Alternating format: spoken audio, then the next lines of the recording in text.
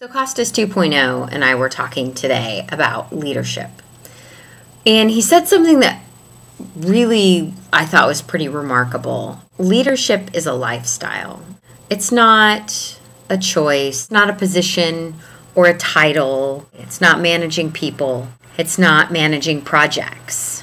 It's a series of choices. For those people who epitomize a good leader, it's because they live the ideals of being a leader. We see that a lot in sports. We'll see somebody that's in a position of leadership, let's say a quarterback,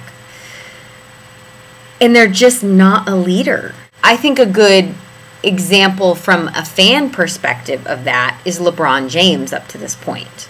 Maybe this is the year that he turns around, but really he has the talent and the ability to be a leader, but he hasn't learned to live the leadership lifestyle yet. But today I do want to talk about a leader, a good leader, and that is 37-year-old Oklahoma City Thunder guard Derek Fisher. The more I learn about Derek Fisher and the more I pay attention to Derek Fisher, the more I love Derek Fisher. So he actually joined the league the same year Kobe Bryant did. Kobe Bryant came straight out of high school and ended up in Los Angeles because of a trade with Charlotte for Vlade Divac, which, by the way, I saw a 30 for 30 about Vlade Divac. It was unbelievable, but that's a totally different story.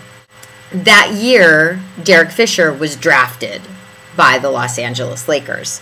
So they say that that's why Derek Fisher and Kobe Bryant have such a strong relationship, because they came in the same year, and he ended up playing 8 seasons with them, did the three-peat, and ultimately was asked to give up his starting position to Gary Payton. I guess if you're going to lose your job, let it be to Gary Payton. But that year, the Lakers lost in the finals to the Pistons. Derek Fisher ended up going to Golden State for a couple years, then on to the Utah Jazz for a couple years, where they made a good run. When Derek Fisher was playing for the Utah Jazz, one of his 10-month-old twins was diagnosed with cancer of the retina. So his daughter required surgery. At this point, the Utah Jazz are in their second round of the playoffs. Once she has her surgery and is stable, his wife says, go be with your team. So he gets on a plane and meets up with his team during halftime, ends up coming and playing the second half of the game. He actually won the game for the Jazz that night by hitting a three-pointer in overtime, and gave a really wonderful speech after the game, talking about the situation at home and trying to spread awareness about cancer of the retina. But this isn't like his only good act. He's at this point donated $700,000 to the University of Arkansas Little Rock, which is his alma mater, and he started a program called Fisher's Fellows, which mentors middle school aged kids. So he's got a big heart, right? How can you love a short little basketball player who's got a big heart, who kind of looks like he's stocky and, like a bulldog. And I love bulldogs. So, it's only natural that I would love Derek Fisher. And I do love bald men. So it's like a triple whammy for me. In 2006, he was named the president of the NBA Player Association. So his peers thought so well of him that they selected him to represent them.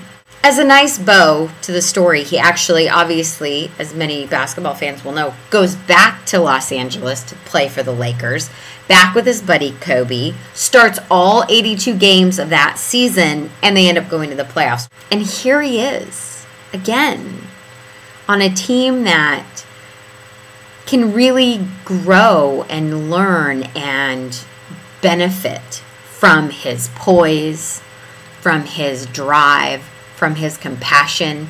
He really, to me, watching him over the years, and he has a remarkable way of bringing up the people around him, making the people around him better. And that is what a true leader does.